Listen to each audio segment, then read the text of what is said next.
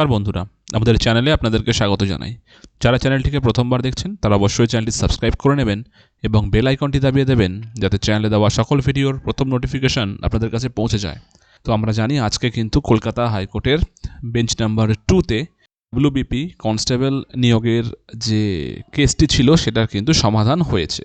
কিন্তু আরও একটি গুরুত্বপূর্ণ কেস এখনও পর্যন্ত কিন্তু ঝুলে আছে, যেটা গতকাল 25 তারিখ 37 নম্বরে ছিল কোর্ট নাম্বার 4-এ, যেটা ওঠেনি। সেই কেসটি কিন্তু এখনও পর্যন্ত নিষ্পত্তি হয়নি। তো আমরা জানি সেই কেসটি কিন্তু আজকে ওঠেনি, লিস্টেড ছিল না। বাট আপনারা দেখতে পাচ্ছেন স্ক্রিনে, কেসটি কিন্তু আগামীকাল লিস্টেড হতে চলেছে।